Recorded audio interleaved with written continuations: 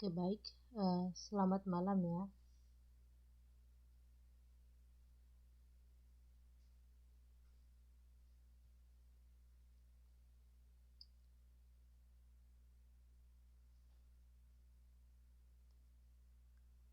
Oke, jadi untuk pertemuan kita ada 2 kali pertemuan lagi, itu tanggal 30 dan tanggal 6 ya. Jadi biar genap 11 kali pertemuan, karena kemarin kita memulai kelas ini agak terlambat ya. Kayaknya satu minggu lebih lambat ya dibanding yang lain.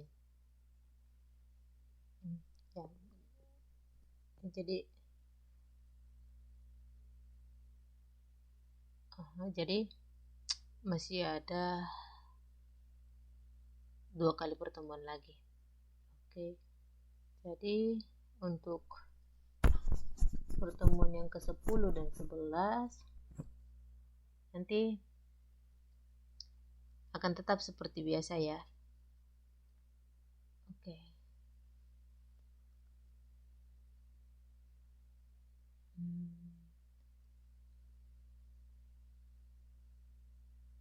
Nah, jadi untuk pertemuan ke-10 dan 11 nanti itu kita belajar modul yang terakhir. Itu modul 6 tentang manajemen pengetahuan dan inovasi organisasi. Itu modul yang terakhir ya. Nah, kita selesaikan modul untuk 2 kali pertemuan lagi. Kemudian untuk tugas ketiga nanti akan saya kasih.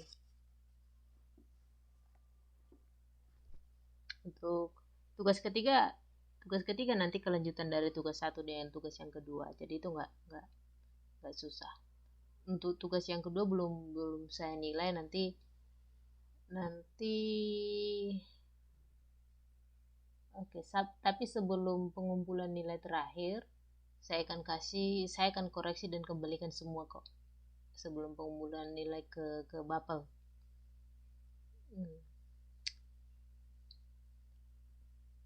Oke, jadi nanti saya akan kirim nilai tugasnya, tugas 2 dan juga tugas 3 setelah udah selesai saya nilai ya.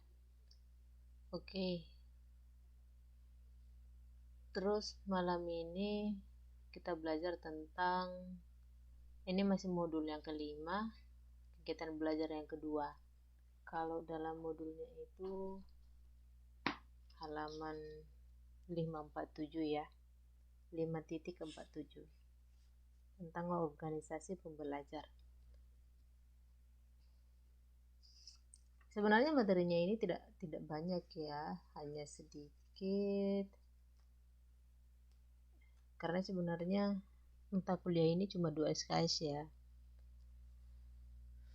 2 SKS sebenarnya 45 menit, 45 itu 95 ya. 90 menit. Oke. Jadi tentang organisasi pembelajar ini,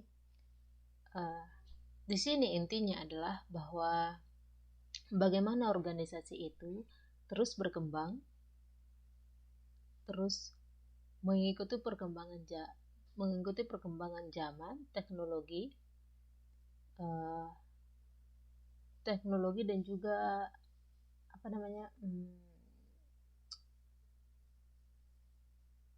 persaingan ya. Persaingan. Nah, jadi di sini intinya bagaimana di dalam organisasi itu harus terus belajar untuk mengikuti dan sanggup untuk bersaing. Nah, jadi dalam modul yang kelima ini kita belajar bagaimana sebenarnya organisasi itu dikelola. Kalau yang sebelumnya kita belajar bagaimana seorang konsultan bisnis ya, konsultan menghadapi atau merombak atau memberikan solusi atau strategi bagi perusahaan ketika menghadapi masalah. Nah, sekarang kita melihat di dalam organisasi itu sendiri bagaimana seharusnya atau bagaimana idealnya sebuah organisasi terus belajar. Bagaimana prosesnya dan bagaimana strategi sebuah organisasi itu terus belajar dan bagaimana caranya untuk belajar. Jadi intinya adalah learn how to learn. Pelajari bagaimana cara belajar. Ya, jadi intinya itu.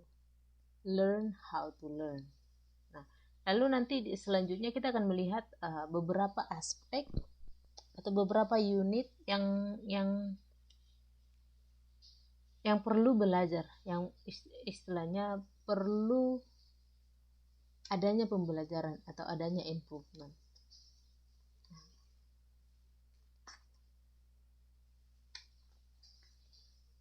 Dan bagaimana model atau sistem organisasi dalam pembelajaran itu. Lalu siapa aja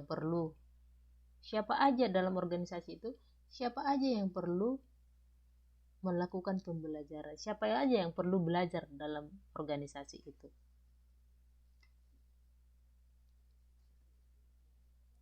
Kemudian apa alat dalam melakukan pembelajaran itu? Otomatis harus ada ilmu pengetahuannya, ada teknologi, dan bagaimana memanajemen proses pembelajaran itu. Nah, apa harapannya? Ketika sudah ada proses pembelajaran, apa harapan atau output atau hasil dari proses pembelajaran itu? Oke, dan kompetensi apa yang diharapkan? Karena ini mata kuliah ini ya, manajemen perubahan ya. Nah, salah satu cara untuk menghadapi perubahan itu adalah dengan adanya pembelajaran di dalam organisasi itu. Nah, jadi tujuan pembelajaran itu adalah untuk beradaptasi pada perubahan. Oke, nah, jadi itu intinya.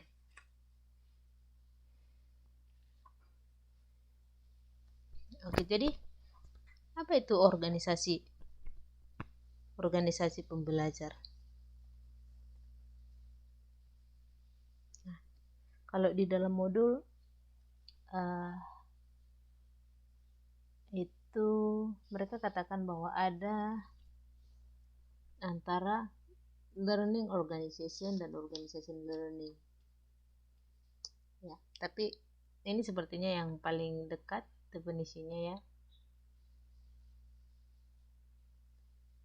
Ini proses di mana organisasi sadar akan kualitas, pola,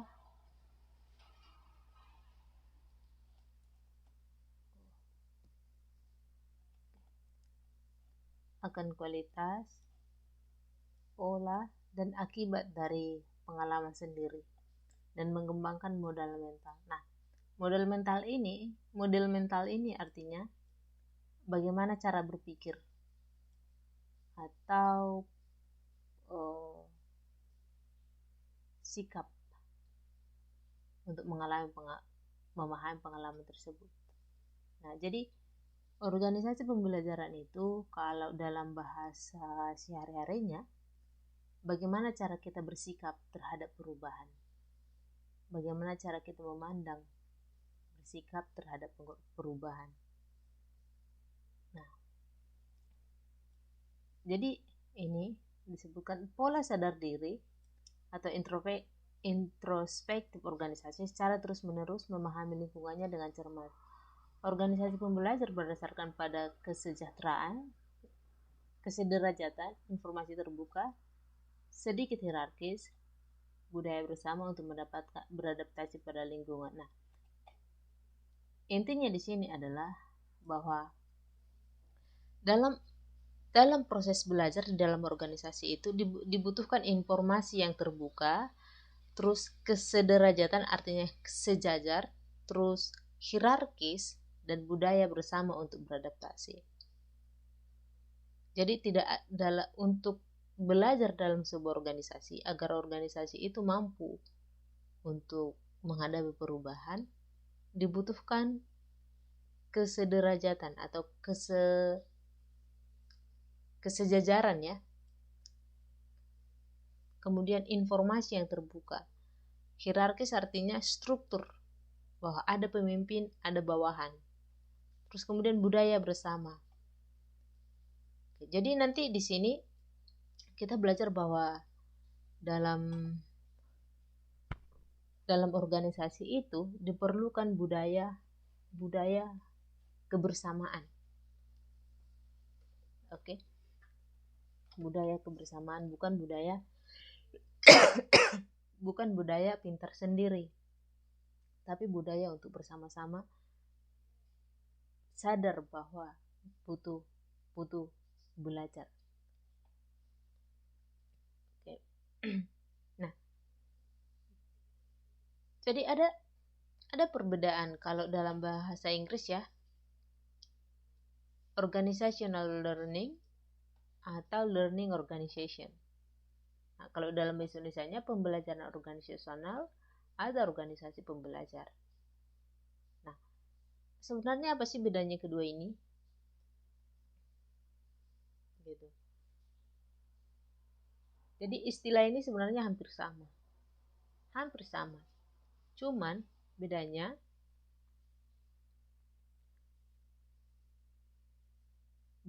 kalau organization learning, nah kita akan lihat kemudian apa itu organization learning, apa itu learning organization. Tapi keduanya itu memiliki dua komponen. Yang pertama, pengembangan pengetahuan dan hasil kegiatan organisasi. Oke. Nah, jadi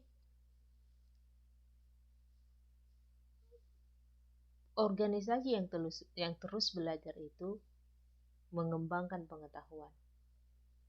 Meskipun komponen itu tidak mudah dilihat ya, kita tidak bisa langsung melihat bahwa seseorang itu telah belajar. Nggak bisa kita lihat. Kita nggak bisa langsung, oh dia kalau warna bajunya warna kuning berarti dia sudah belajar. Nggak bisa. Itu nggak bisa kita lihat. Nah, dan hasil kegiatan, tapi hasil dari kegiatannya itu bisa kita lihat, mudah untuk dilihat.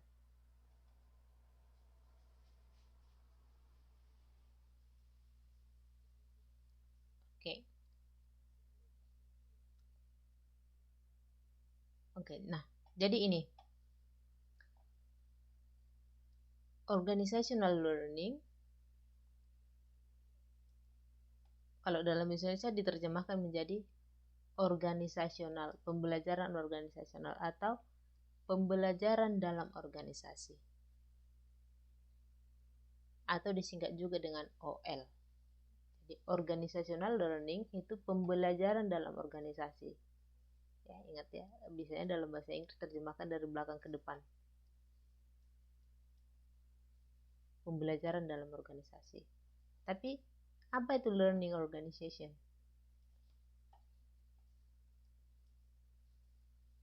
Diterjemahkan menjadi organisasi pembelajar atau disingkat dengan LO. Oke.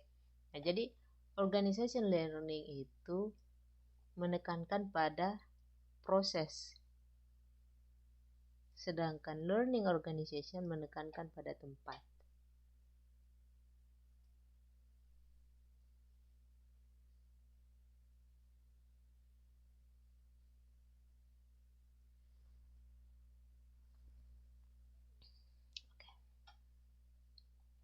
Jadi ingat ya, organization learning itu proses, bagaimana proses organisasi itu belajar, dan learning organization di mana tempat pembelajaran itu berlangsung.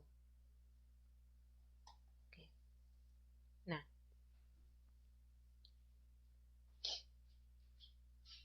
jadi ada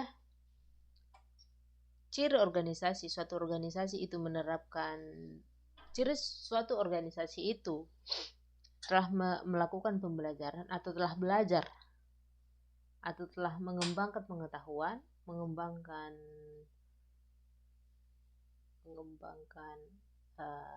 skill. Ciri-cirinya adalah sebagai berikut. Yang pertama,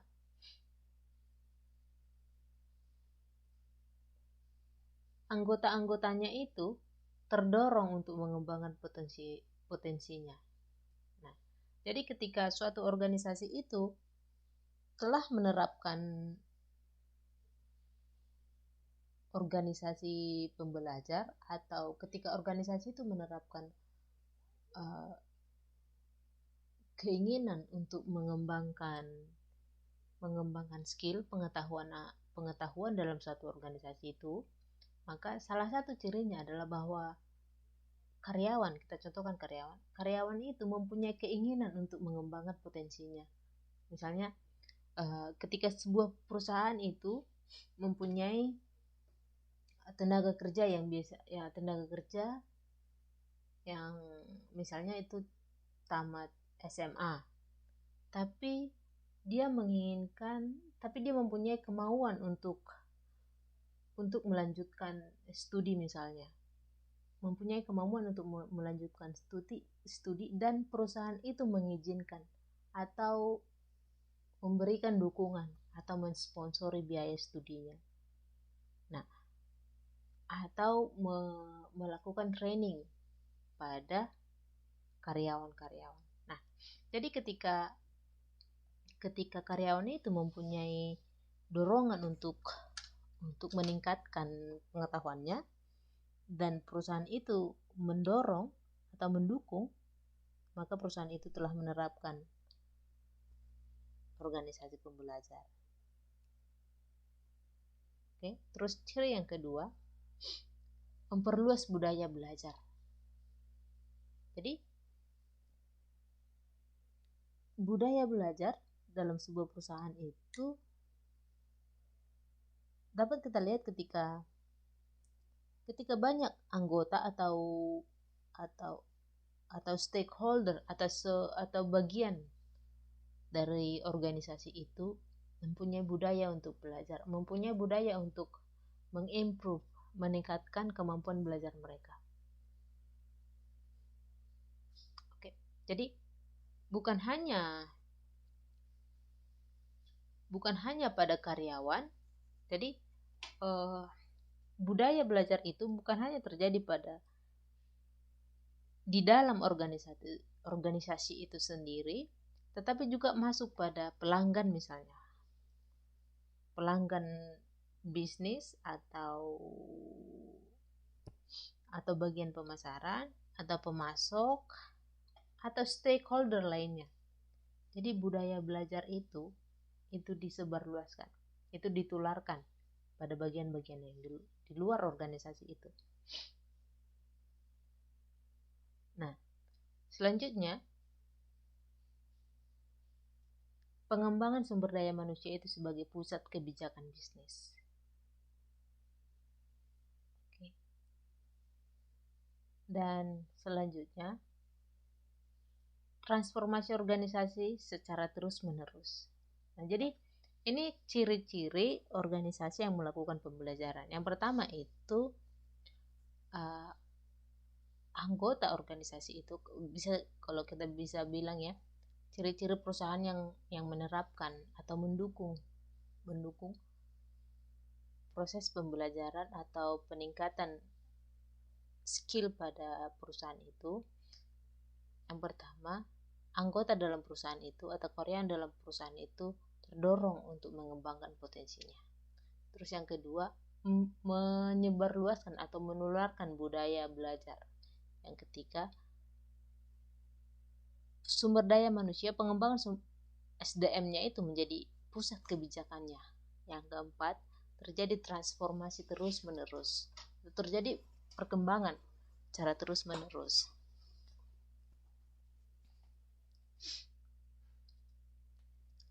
Oke.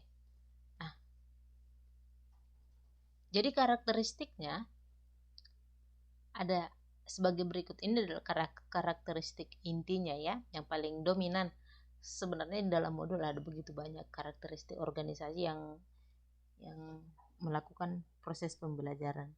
Nah, yang pertama itu pembelajaran itu atau proses peningkatan pengetahuan itu dilakukan oleh seluruh elemen organisasi. Dilakukan oleh seluruh, mulai dari jabatan paling tinggi sampai jabatan paling rendah. Semuanya itu dilakukan. Bukan karena dia sudah manajer lalu dia merasa tidak perlu lagi untuk belajar. Enggak. Proses pembelajaran itu ada lifetime. Seumur hidup ya. Jadi meskipun sebuah perusahaan di dalam organisasi terus ada proses improvement.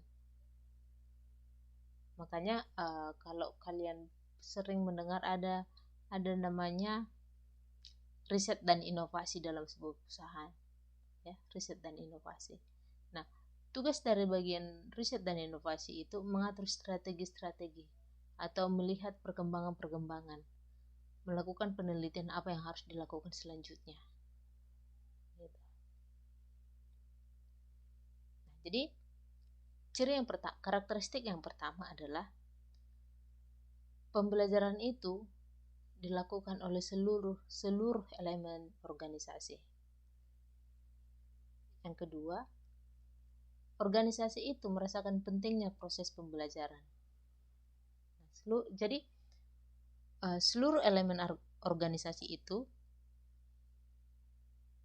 melakukan proses pembelajaran. Kemudian anggota merasakan pentingnya proses tersebut.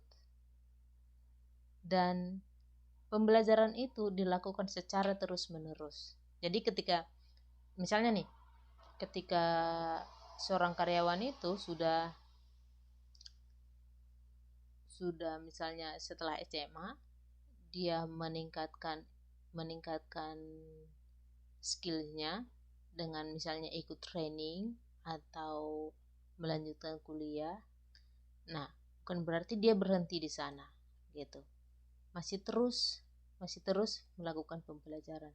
Mungkin saja bukan secara formal ya, tetapi di dalam perusahaan itu sendiri, di dalam organisasi itu sendiri perlu pembelajaran, perlu improvement. Oke. Nah, kemudian ada suatu fokus bahwa pembelajaran itu akan terus dilakukan. Organisasi itu fokus pada pembelajaran, fokus pada improvement, fokus pada peningkatan pengetahuan. Nah, selanjutnya adalah berpikir sistem. Nah, berpikir sistem itu maksudnya ketika kita berpikir secara menyeluruh. Artinya bukan berpikir secara unit per unit. Nah, ketika saya bekerja di bagian marketing, bukan saya hanya berpikir tentang marketing saja gitu. Tapi saya berpikir secara keseluruhan perusahaan itu.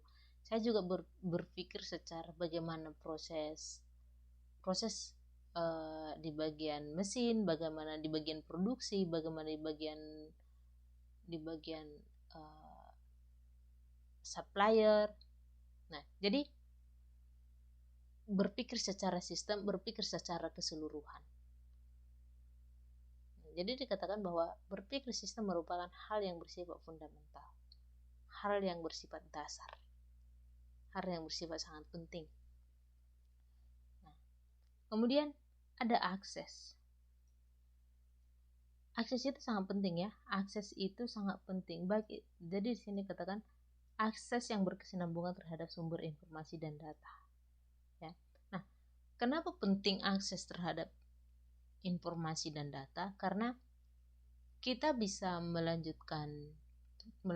kita bisa belajar dari informasi, karena banyak kita pelajari hal dari sebuah informasi dan data. Oke.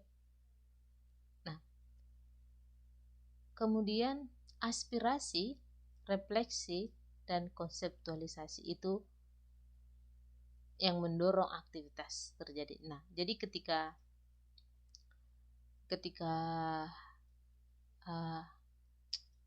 ada aspirasi itu ditampung, karena ketika ada sebuah komplain atau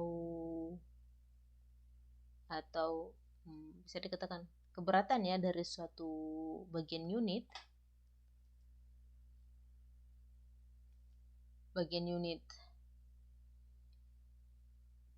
suatu perusahaan, maka otomatis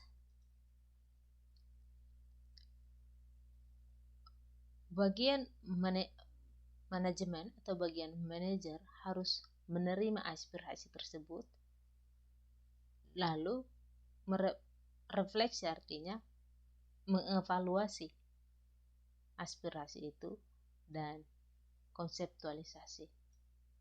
Artinya setelah dievaluasi, direfleksikan, dikonseptualisasi, dan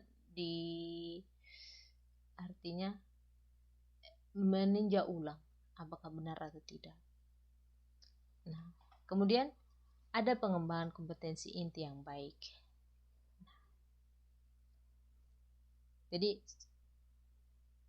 organisasi yang melakukan pembelajaran atau organisasi yang melakukan improvement, ciri-cirinya adalah seperti ini. Saya ulang sekali lagi bahwa peningkatan pengetahuan itu, peningkatan atau improvement pada skill itu harus dilakukan secara keseluruhan, secara seluruh elemen dari sebuah organisasi. Kemudian anggota itu harus merasa bahwa pembelajaran itu penting. Terus pembelajaran itu harus dilakukan secara terus-menerus dan fokus, dan berpikir secara keseluruhan, bukan berpikir secara terpisah-pisah ya. Terus adanya akses pada informasi dan data. Kemudian aktivitas itu harus dicirikan oleh aspirasi, refleksi, dan konseptualisasi. Jadi aspirasi atau bebas berpendapat di dalam sebuah organisasi. Terus adanya pengembangan kompetensi.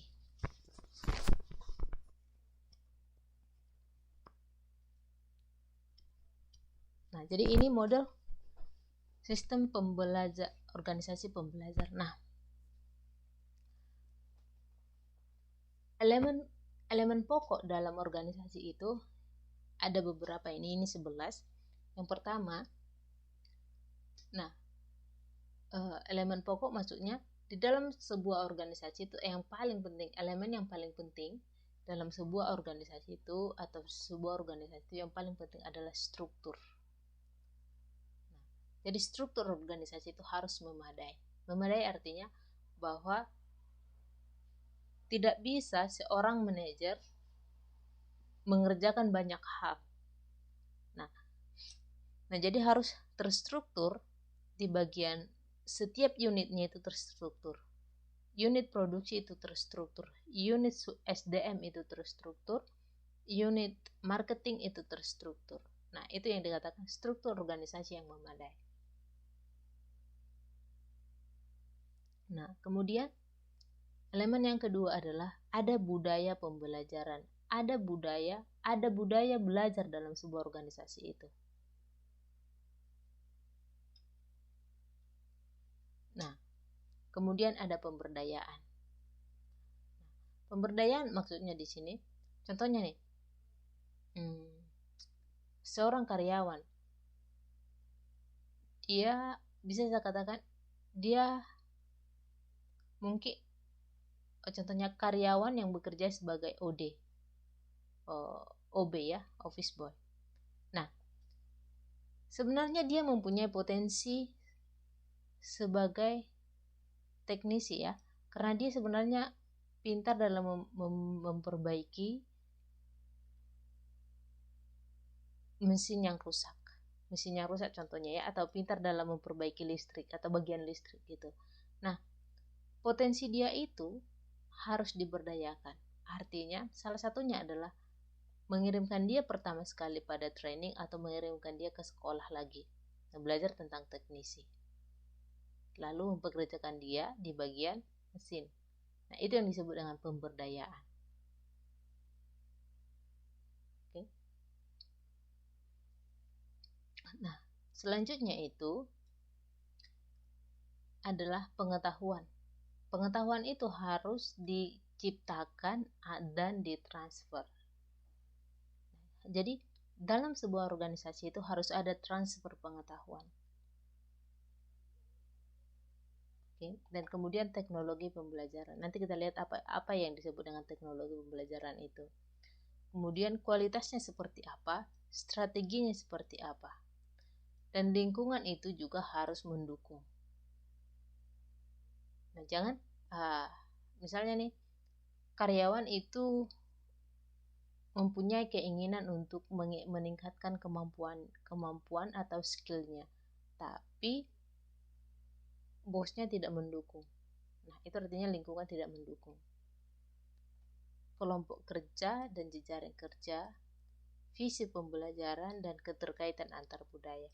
Nah, jadi ini 11 elemen pokok dalam organisasi.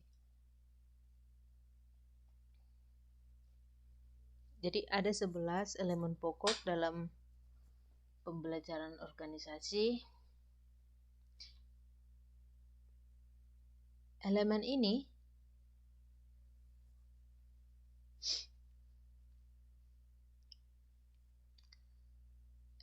sangat menentukan apakah pembelajaran organisasi itu akan sukses atau tidak.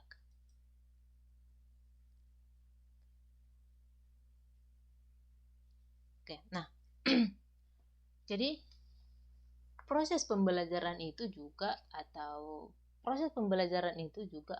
mempunyai disiplin. Nah, di bagian apa saja yang perlu disiplin?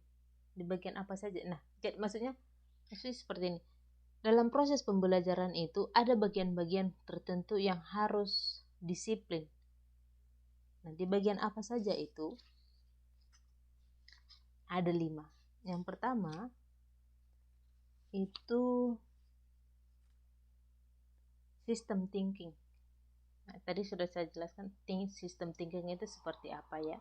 Nanti kita lihat ini satu persatu seperti apa. System thinking, personal mastery, mental model, share vision, team learning. Ya, jadi ada 5. Yang pertama itu system thinking atau berpikiran sistem atau berpikiran secara menyeluruh, berpikiran secara keseluruhan. Oke.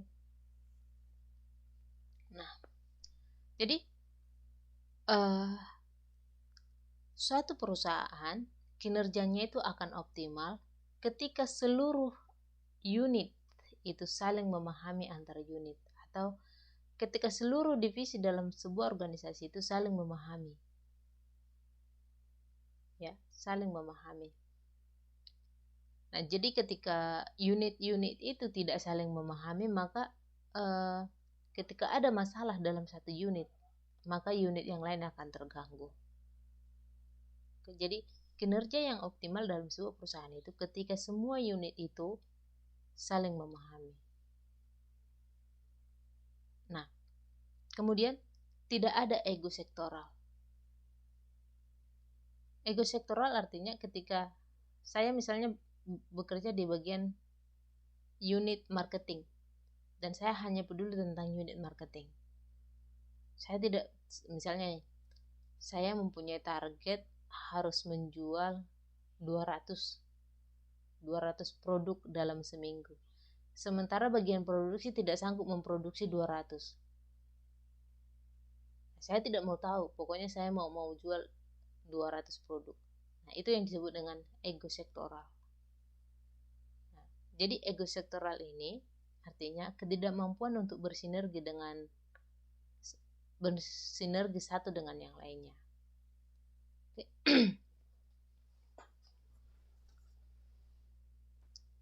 Nah, jadi kalau sistem itu Berpikiran secara sistem, berpikiran secara keseluruhan itu bahwa struktur tanpa batas sama dengan organisasi lintas fungsi. Jadi meskipun kita mempunyai struktur-struktur, misalnya ada pimpinan, ada manajer bagian marketing, ada manajer bagian produksi, tapi struktur itu sebenarnya tanpa batas. Bahwa ada kerjasama, ada kesinergian antara suatu struktur dengan struktur yang lain. Ada struktur yang satu dengan struktur yang lain itu saling bersinergi. Nah, jadi ketika suatu unit dengan unit yang lain itu berbagi pengetahuan, maka proses pembelajaran akan lebih cepat. Oke. Jadi berpikiran sistem itu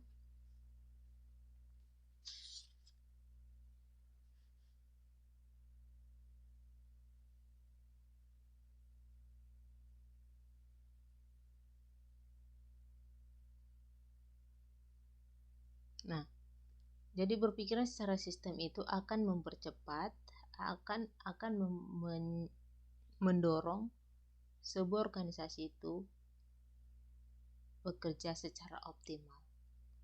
Karena ketika misalnya yang dari unit produksi membagikan pengetahuannya pada unit marketing, maka itu yang disebut dengan berbagi pengetahuan atau transfer knowledge.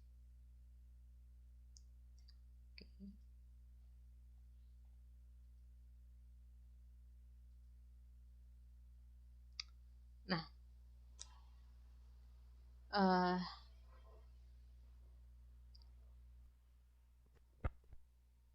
yang kedua itu, disiplin yang kedua yang harus dilakukan adalah personal mastery. Maksudnya, personal mastery itu kemampuan untuk penguasaan diri untuk beradaptasi. Ya. Kemampuan atau penguasaan pribadi. Oke. Nah, di sini dikatakan bahwa personal mastery itu kemampuan untuk meningkatkan kompetensi diri. Nah, misalnya nih, misalnya ketika saya bekerja dalam sebuah perusahaan, sanggup nggak ketika saya bertugas untuk mengerjakan sebuah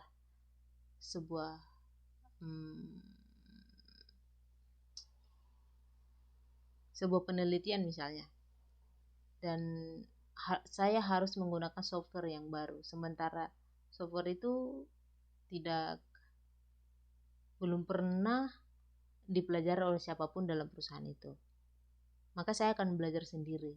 Nah, itu yang disebut dengan personal mastery, kemampuan untuk meningkatkan kompetensi diri. Kemudian beradaptasi dengan tuntutan perubahan atau belajar hal-hal baru. Nah, jadi terkadang tanpa ada pun orang lain yang menuntut kita untuk melakukan perubahan, tanpa ada pun orang lain atau tanpa perintah dari siapapun untuk kita melakukan atau mempelajari hal-hal yang baru, kita dapat mempelajarinya sendiri dan mengimplementasikannya dalam sebuah organisasi.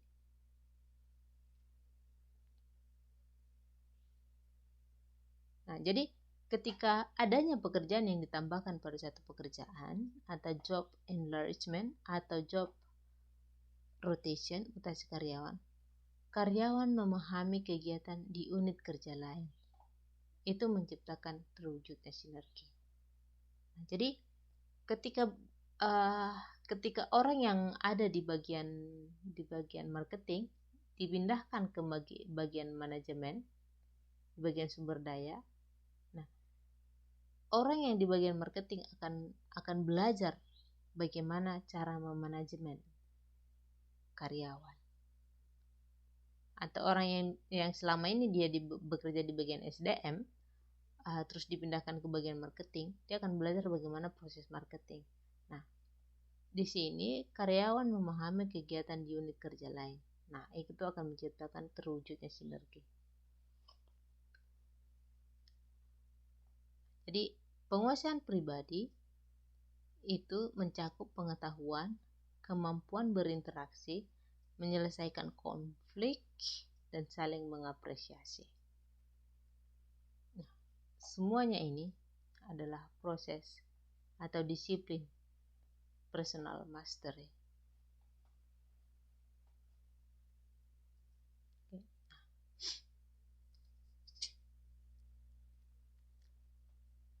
Kemudian ada disiplin di bidang mental model atau model mental. Model mental ini bisa dikatakan bagaimana cara kita berpikir dan bertindak. Bagaimana mental kita menghadapi sesuatu. Kalau dalam bahasa sehari-harinya lebih cocoknya misalnya kita bilang, oh dia itu tahan mental ya, mentalnya kuat. Nah, itu model mentalnya seperti apa? Oh, mentalnya kuat. Jadi itu maksudnya mental model atau model mental. Bagaimana cara berpikir, bagaimana kita merespon perubahan, bagaimana kita bertindak ketika ada perubahan. Apakah kita belajar, apakah kita bertahan, atau kita tidak mau belajar. Nah, bagaimana mental kita?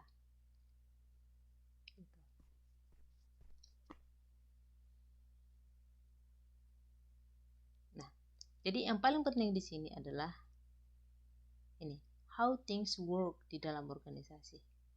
Jadi bagaimana kita bertindak atau merespon dalam sebuah organisasi itu tergantung pada bagaimana mental kita. Gitu. Jadi how things work di dalam sebuah organisasi, bagaimana proses, bagaimana cara kerja di dalam sebuah organisasi itu. Dan bagaimana ketika terjadi perubahan, ketika ada konflik, bagaimana kita menghadapi itu, bagaimana mindset kita, bagaimana cara berpikir kita, dan cara bertindak kita terhadap perubahan itu.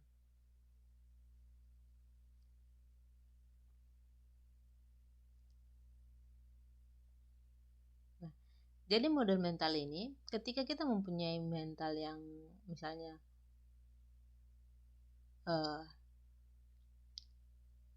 respon kita itu baik, tindakan kita, cara berpikir kita itu terhadap pembelajaran atau perubahan itu baik, maka itu memungkinkan bekerja lebih cepat.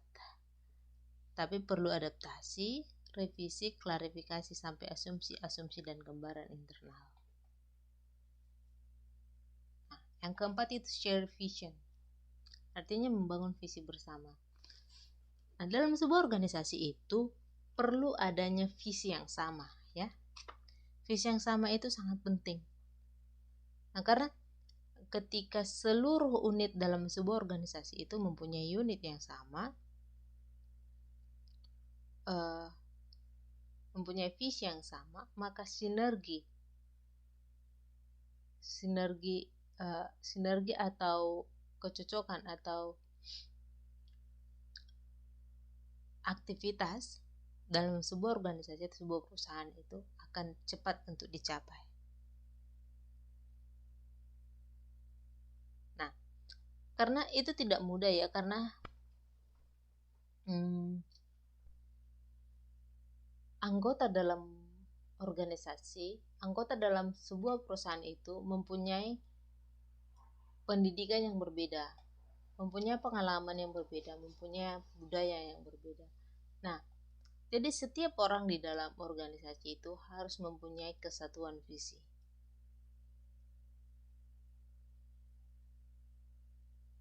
Nah, meskipun pemimpin menciptakan visi, namun harus rela ketika visi tersebut dirumuskan ulang oleh orang lain. Jadi ketika seorang manajer itu setelah menetapkan visi, lalu 5 tahun kemudian seseorang menyatakan aspirasi bahwa kita harus merumuskan ulang visi yang ini, seorang manajer harus rela, karena mungkin saja visi 5 tahun yang lalu tidak lagi relevan dengan sekarang. Jadi perlu adanya revisi.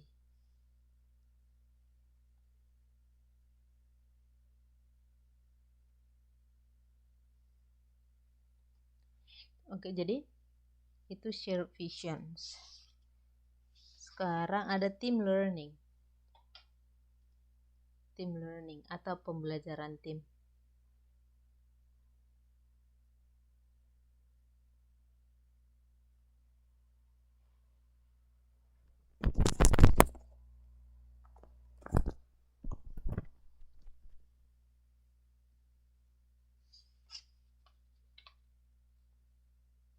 Nah, jadi tim itu merupakan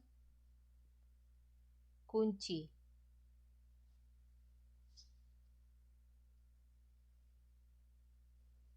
sukses atau tidaknya organisasi itu di masa depan. Bukan pada bagaimana individu itu, tapi lebih pada tim, lebih pada kebersamaan.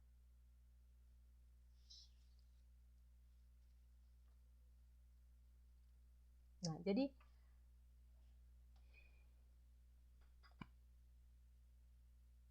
semua individu, semua organisasi, semua anggota organisasi itu belajar bagaimana cara belajar.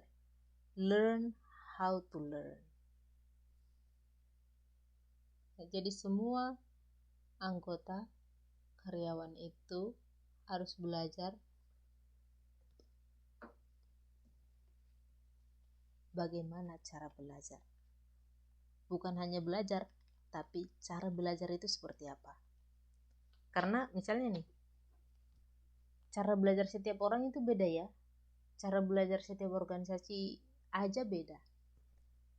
Nah, ketika seseorang misalnya cara belajarnya itu harus mendengarkan musik. Musiknya itu harus yang lambat. Teduh, semacam instrumen, baru dia bisa belajar. Sementara ada orang lain harus musiknya itu harus yang kencang, cepat, duk duk duk duk duk. Musik apa itu ya? Musik kayak diskotik gitu. Lalu dia bisa belajar. Seseorang harus tanpa musik, nggak ada siapa-siapa, lalat pun lewat, itu sangat jadi mengganggu. Itu beda. Nah, individu saja, tiap orang aja beda cara belajarnya. Apalagi organisasi gitu. Makanya di sini dikatakan learn how to learn. Jadi mungkin bagi seseorang dia tidak mempunyai cara belajar yang spesifik. Pokoknya ya belajarlah. Tidak mempunyai cara yang efektif itu seperti apa ya? Bukan. Nah, jadi di sini katakan pelajari bagaimana cara belajar. Jadi dalam sebuah organisasi juga perlu mempelajari bagaimana cara belajar. Learn how to learn.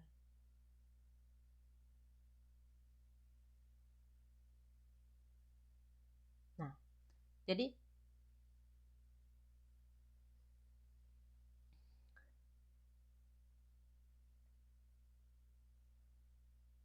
dalam pembelajaran tim ini, setiap orang itu mempunyai skill masing-masing. Nah, tapi bagaimana organisasi itu mensinergikan setiap skill masing-masing ini? Setiap masing-masing skill ini mensinergikan dan membagikan pengetahuan itu terhadap yang lain. Nah, artinya transfer knowledge, transfer pengetahuan dari satu orang ke orang yang lain, dari satu unit ke unit yang lain. Maka itu disebut dengan tim. lalu mereka belajar bersama-sama, berbagi wawasan dan belajar bersama-sama.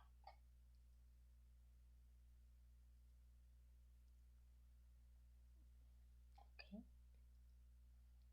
Nah, jadi ada dalam pembelajaran tim ini ada 5 elemen, ada 5 hal yang harus menjadi subsistem dalam pembelajaran. Yang pertama itu ada organisasinya, ada orangnya, ini individu-individu atau anggota-anggotanya, ada teknologi, dan ada pengetahuan. Nah, dan pembelajaran itu merupakan inti dari semua ini.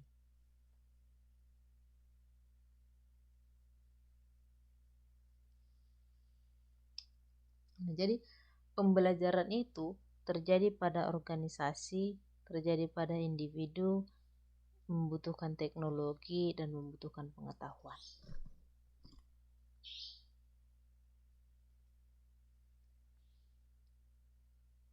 Nah, ini subsistem pembelajaran itu. Jadi pembelajaran itu mempunyai subsistem-sistem tersendiri. Nah, apa saja? Dalam tingkatannya itu ada tingkatan individu, ada grup, ada organisasi. Terus ada juga tipenya seperti apa. Ada adaptif, antisipatif, deutero, dan action. Dan pembelajaran itu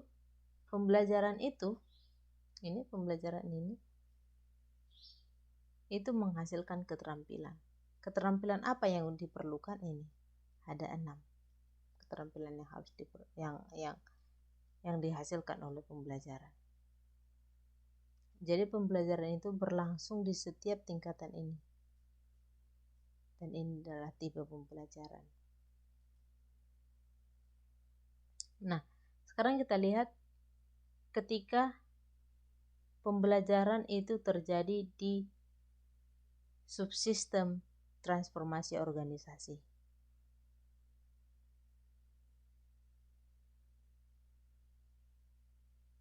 Oke.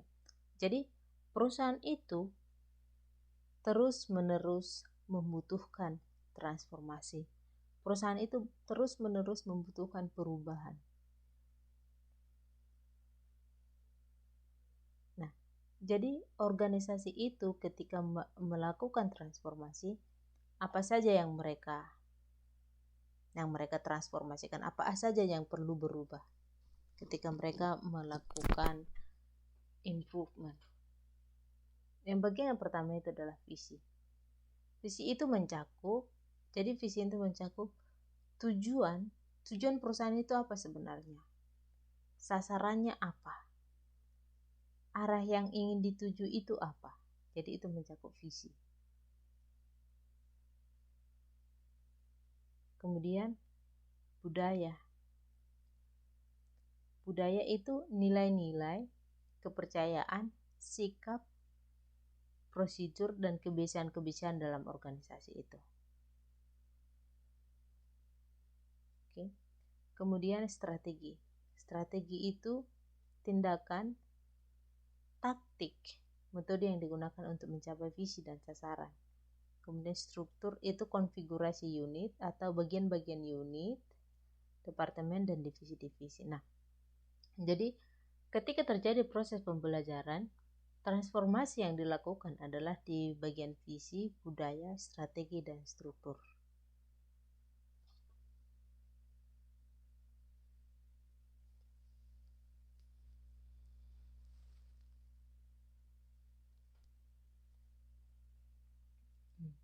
Kemudian di subsistem pemberdayaan manusia atau di subsistem SDM.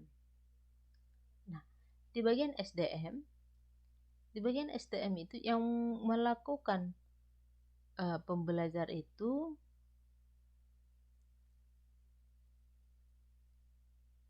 adalah semua elemen ini. Jadi masing-masing kelompok diberi kuasa untuk belajar. Jadi semua elemen ini, baik itu manajer, diberi kuasa untuk belajar. Nah, kita lihat. Pertama itu dari pegawai ya. Dari bagian pegawai itu belajar merencanakan kompetensi masa depan mereka, mengambil tindakan dan risiko, dan memecahkan masalah. Oke. Jadi pegawai itu juga perlu belajar merencanakan kompetensinya di masa depan itu seperti apa, kemudian mengambil tindakan dan juga mengambil risiko dan memecahkan masalah. Itu kompetensi yang diharapkan dari seorang karyawan, dari seorang pegawai. Kemudian bagaimana dengan manajer? Manajer itu perlu belajar apa lagi? Dia kan sudah manajer juga. Jadi manajer itu belajar menjalankan tugas-tugas pelatihan, penasihatan, dan pemodelan. Kemudian ada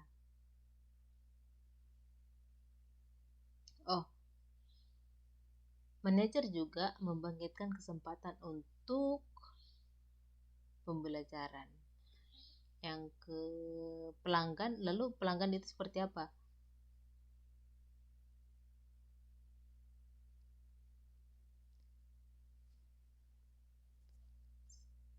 Pelanggan atau mitra kerja, supplier, masyarakat, konsumen ini berbagi kompetensi atau berbagi pengetahuan. Jadi semua elemen yang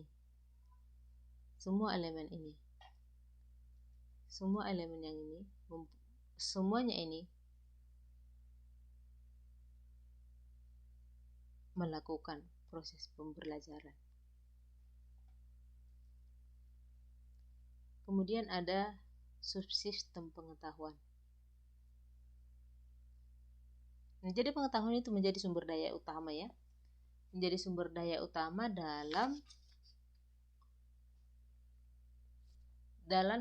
dalam proses pembelajaran.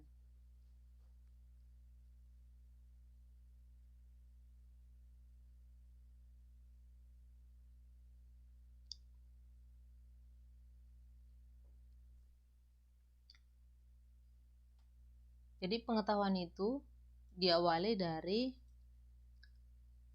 penguasaan. Jadi menguasai sebuah pengetahuan, menciptakan, transfer, dan penyimpanan. Nah, jadi penguasaan itu pengumpulan informasi dan data yang ada, itu penguasaan. Terus penciptaan, pengetahuan baru melalui wawasan dan pemecahan masalah.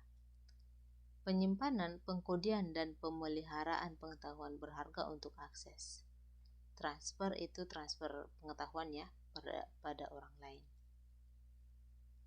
Kemudian yang subsistem yang keempat itu teknologi.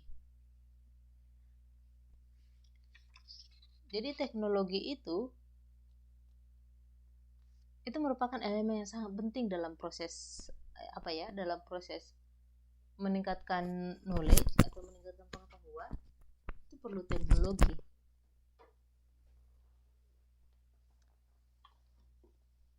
Karena dengan teknologi itu sangat mendukung pertukaran informasi dan akses pada pembelajaran. Jadi teknologi itu mempunyai 3 komponen penting ya dalam proses pembelajaran. Yang pertama itu teknologi informasi. Kedua, pembelajaran berbasis teknologi. Ketiga, electronic performance support system. Dan ketiga ini adalah elemen yang sangat penting dalam proses pembelajaran. Nah,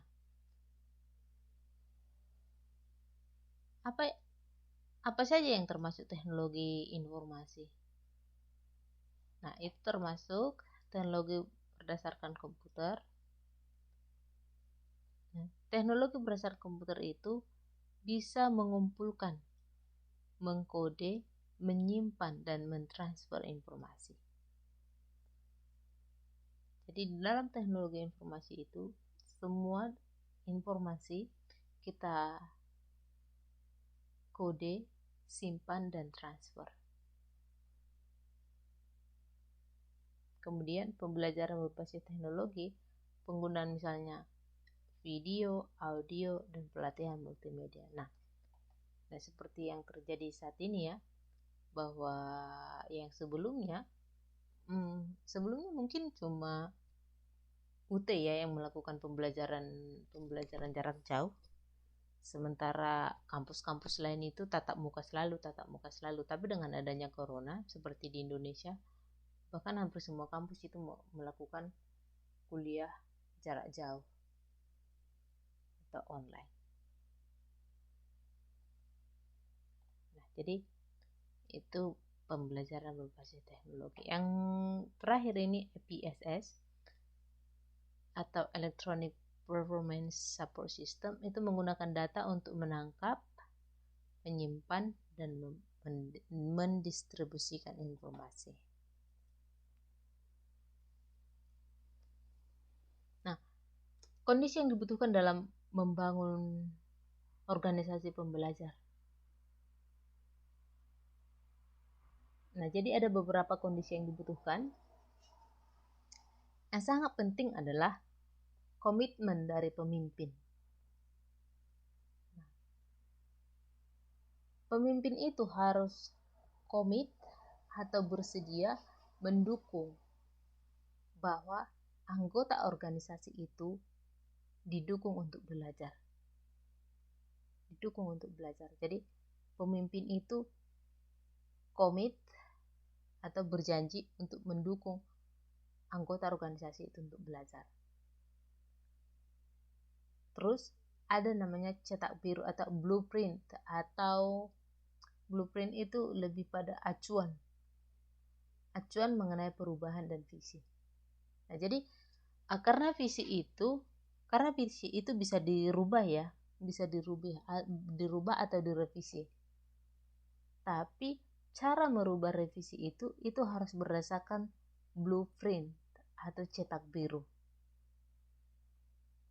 Blueprint dari sebuah perusahaan itu. Nah, komitmen pemimpin untuk membuat model perusahaan dan menghilangkan rasa takut organisasi. Nah, karena banyak pemimpin itu senang ketika anggotanya takut pada dia. Nah, sementara di sini ketika menginginkan adanya improvement atau peningkatan organisasi, maka pemimpin itu harus menghilangkan budaya rasa takut. Ya, jadi anggota karyawan itu ketika bosnya lewat nggak lagi merasa takut atau was-was, jangan-jangan dia lihat, jangan-jangan apa, nggak lagi ya. Jadi budaya rasa takut itu harus dihilangkan oleh pemimpin. Ketika rasa takut itu hilang, maka anggota itu akan leluasa untuk belajar. Karena lebih enak belajar ketika dalam keadaan normal ya, daripada dalam keadaan takut. Oke. Tindakan korektif terhadap pimpinan. Nah, jadi peran pemimpin itu sangat penting ya, karena pemimpin tidak selalu benar. Jadi dibutuhkan koreksi daripada anggota.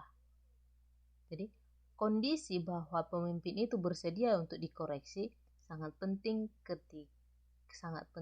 ketika organisasi itu mau belajar. Kemudian komitmen senior manajemen.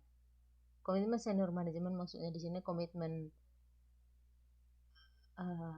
manajemen yang paling tinggi, yang paling puncak itu terhadap perubahan, terhadap pembelajaran. Kemudian sistem manajemen kinerja itu terkait kompensasi dan pencapaian visi.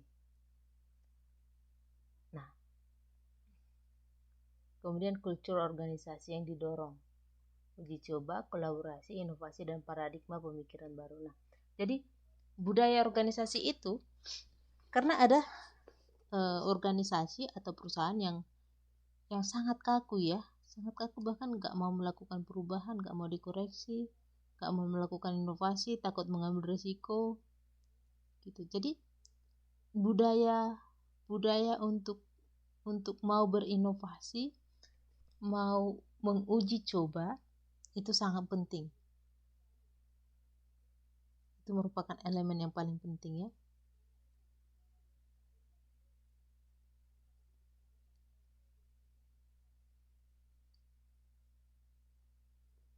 Kemudian berbagai struktur mekanisme umpan balik dan saluran pembelajaran. Nah, jadi ada umpan balik ketika karyawan itu, ketika organisasi itu sudah melakukan improvement atau pengembangan pengetahuan, ada umpan balik.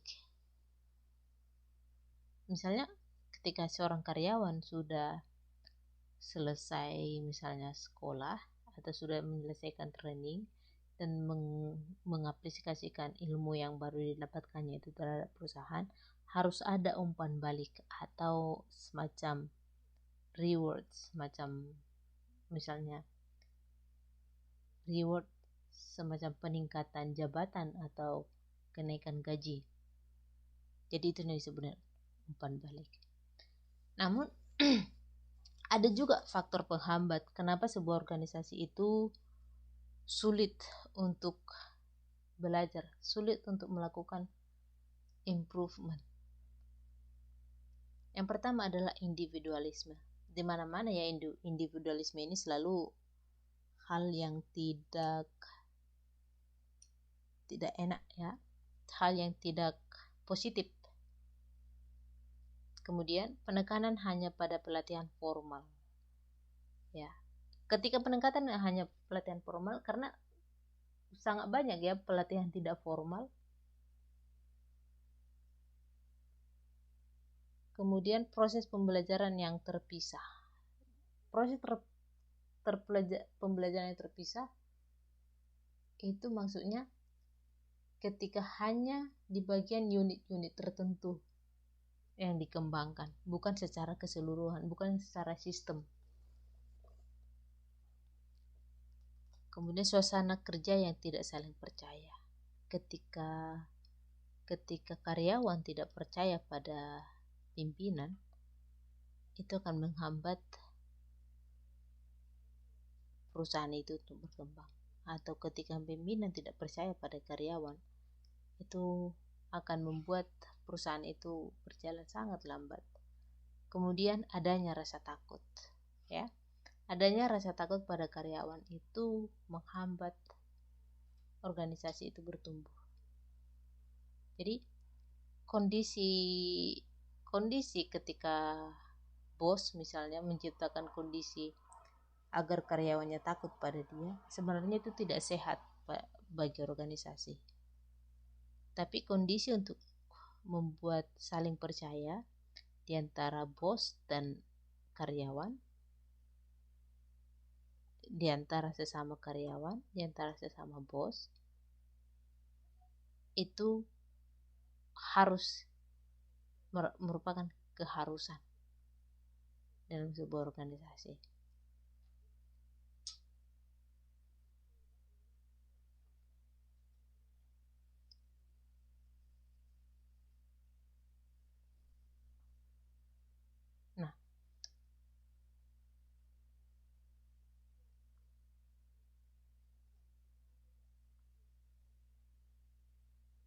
Nah, jadi organisasi itu, setelah organisasi itu melakukan proses improvement, kemudian ada pengetahuan yang didapatkan, ada pengetahuan yang baru yang didapatkan. Lalu bagaimana cara memanajemen itu? Nah, jadi manajemen pengetahuan itu manajemen pengetahuan itu adalah proses penciptaan pengetahuan, teknologi, dan sistem baru secara kontinu, penyebaran melalui organisasi dan diwujudkan dalam bentuk produk baru serta membuat perubahan dalam organisasi. Nah, jadi pengetahuan, jenis transfer pengetahuan itu ada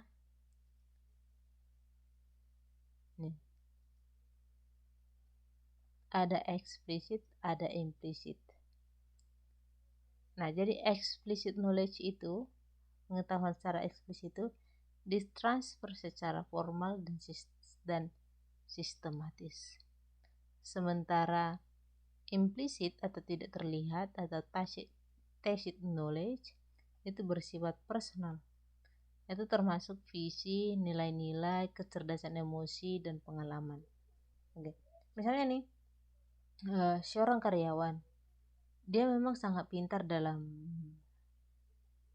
bagian akuntansi ya. Misalnya saya bilang bagian akuntansi, bagian audit. Itu sebenarnya knowledge secara eksplisit, dan ini bisa ditransfer secara formal dan sistematis, bagaimana cara mengaudit yang benar. Tapi bagaimana dengan pengetahuan secara implisit? Misalnya kecerdasan emosi. Kecerdasan emosi ini misalnya bagaimana kita menghandle emosi kita. Nah, ketika seseorang misalnya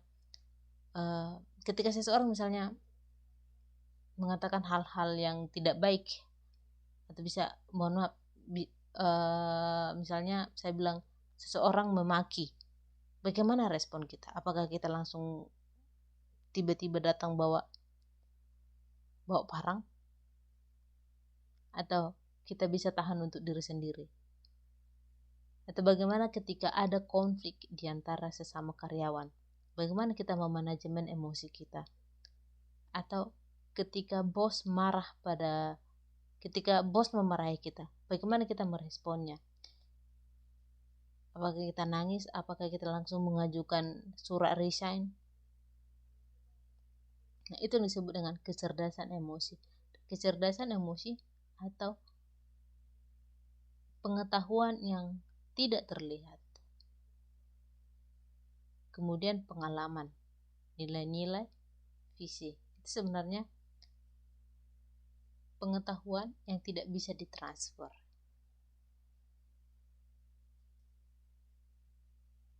Oke. Kemudian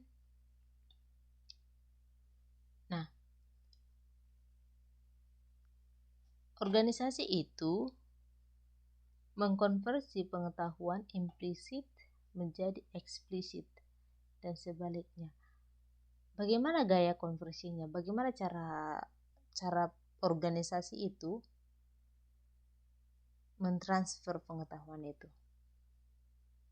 Nah, ada yang disebut dengan sosialisasi. Sosialisasi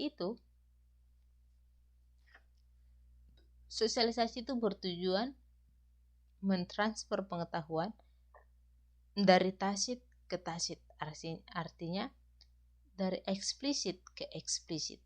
Tidak bisa kita lihat. Misalnya ketika seseorang datang atau bercerita inspirasi hidupnya atau pengalaman hidupnya. Ketika ada orang sukses yang misalnya datang ke perusahaan, lalu bercerita dia bagaimana tentang kesuksesan dirinya atau bagaimana dia tentang pengalamannya. Nah, pengalaman yang dia ceritakan itu menjadi inspirasi bagi karyawan. Nah, pengalamannya itu sesuatu yang tidak bisa kita lihat, dan inspirasi yang diterima karyawan itu juga tidak bisa kita lihat. Itu yang disebut dengan transfer dari tacit ke tacit, dari implisit ke implisit. Oke. Kemudian ada externalization, dari tacit ke eksplisit. Nah, misalnya seseorang audit, ketika mau mengaudit suatu perusahaan, lalu dia mempunyai pengalaman bahwa ternyata ketika mengaudit perusahaan harus melakukan tindakan tertentu. Nah, dia menceritakan pengalamannya. Pengalaman yang dia alami itu sebenarnya tacit atau eksplisit.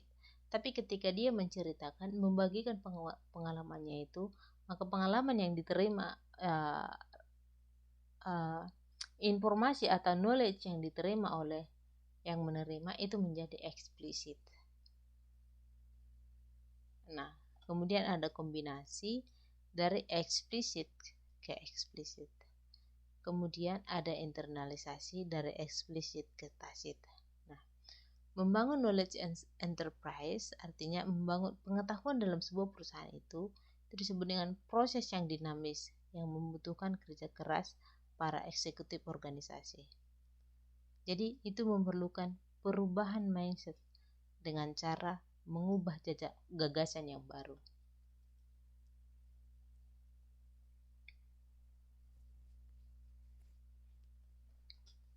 Kemudian ada perubahan persepsi atas perusahaan.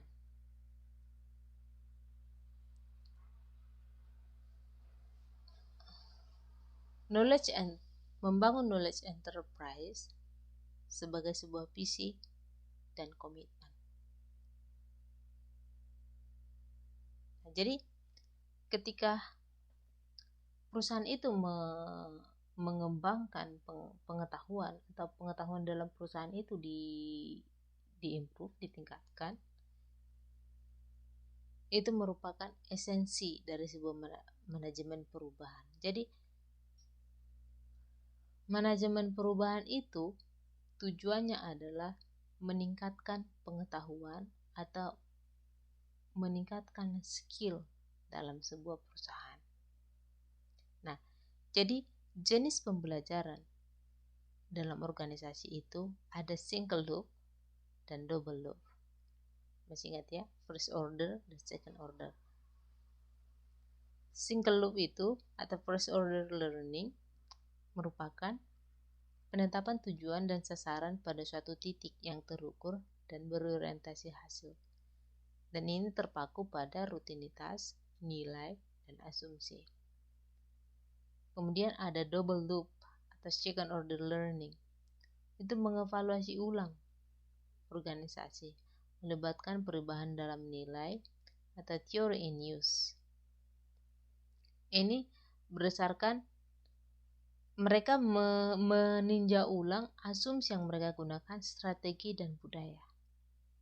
Sementara pada first order itu melihat pada rutinitas, nilai, dan asumsi.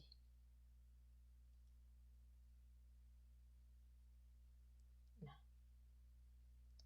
mengapa penting budaya organisasi itu untuk pembelajaran?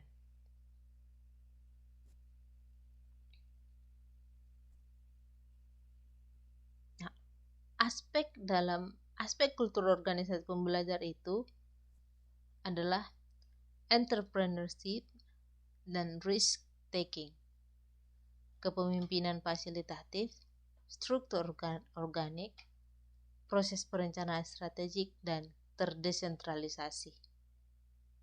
Ini adalah aspeknya. Sementara karakteristiknya adalah pemberdayaan karyawan yang tinggi, partisipasi dan keleluasaan. Nah, jadi ada pergeseran mindset dari berpikir ulang dan menciptakan perubahan. Jadi mindset itu bergeser dari yang sebelumnya bergeser menjadi lebih pada kesediaan untuk belajar.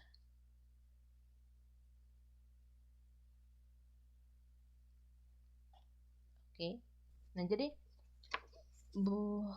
pentingnya budaya organisasi itu sangat mendukung dalam mengubah mindset individu dalam sebuah organisasi itu. Karena tujuannya adalah mengubah mindset, mengubah budaya dalam sebuah organisasi itu, akan pentingnya proses pembelajaran, akan pentingnya peningkatan pengetahuan.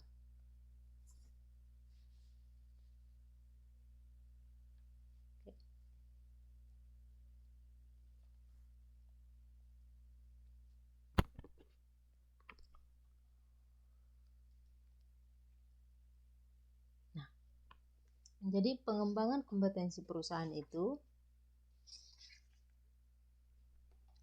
pengembangan kompetensi perusahaan dalam menangani perubahan itu dimulai dari sini. Dari sini ke sini. Jadi itu diawali dari unconscious incompetence sampai pada unconscious competence. Nah, tapi apa yang terjadi di antara ini? Itu yang perlu kita lihat. Nah, apa artinya unconscious competence? Nah, unconscious competence itu misalnya ketidaksadaran bahwa kita tidak mempunyai kemampuan. Nah, contohnya nih,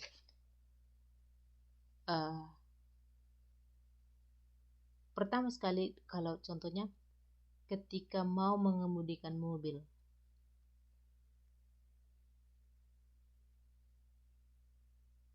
Pada awalnya kita tidak sadar bahwa kita tidak sanggup. Kita tidak mempunyai kompetensi, kita tidak mempunyai pengetahuan bagaimana mengemudikan mobil. Ya. Bagaimana mengemudikan mobil. Namun ketika kita mulai belajar untuk mengemudikan mobil itu, lalu kita sadar ternyata saya tidak mempunyai kompetensi. Oke.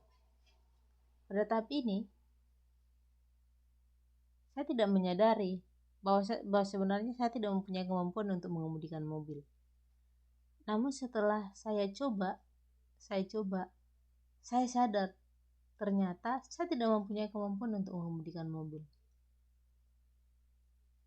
Lalu ketika saya mulai belajar, saya mulai ikut belajar mengemudi, ikut kelas belajar mengemudi. Lalu saya mulai sadar bahwa ternyata saya bisa mengemudikan mobil. Kemudian tahap yang terakhir, ketika saya sudah terbiasa mengemudikan mobil, saya tidak sadar bahwa ternyata kemampuan untuk mengemudikan mobil itu sudah hal biasa, tidak hal yang baru lagi.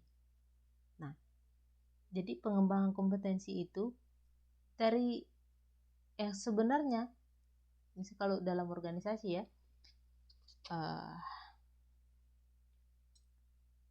contohnya seperti apa ya? Misalnya dalam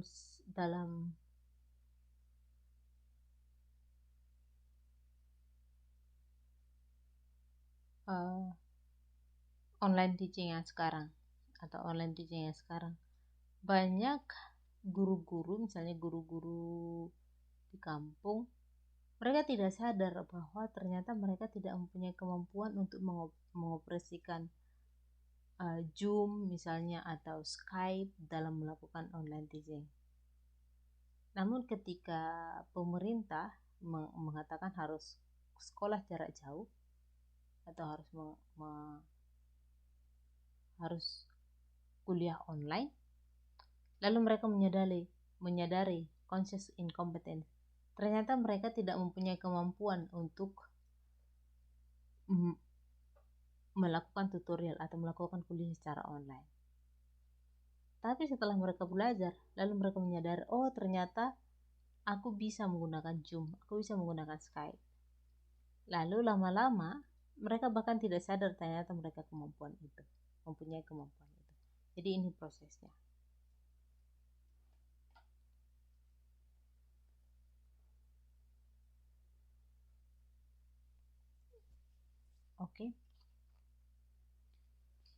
Oke, itu akhir dari materi kita malam ini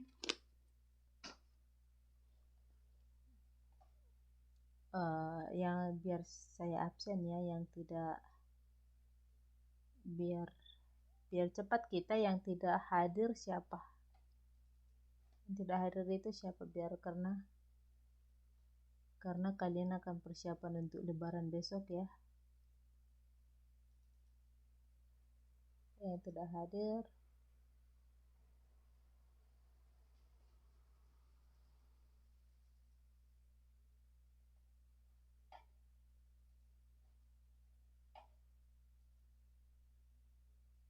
ke pertemuan ke-9.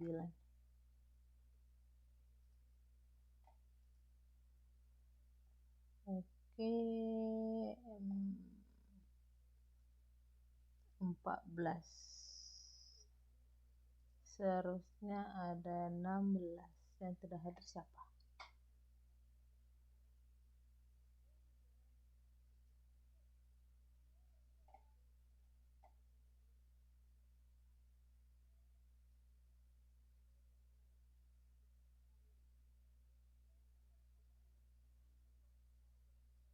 Oke, yang tidak hadir ada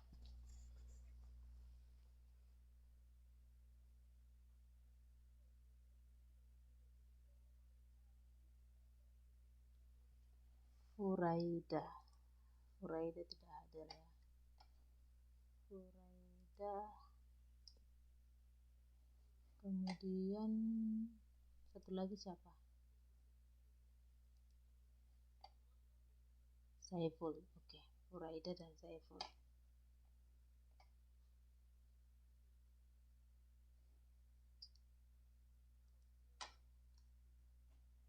Oke, baik.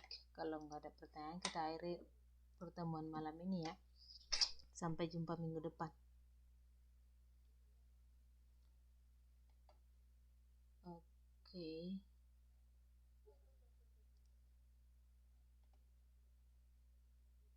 Oke, selamat oke. Selamat hari Lebaran ya. Sampai jumpa minggu depan.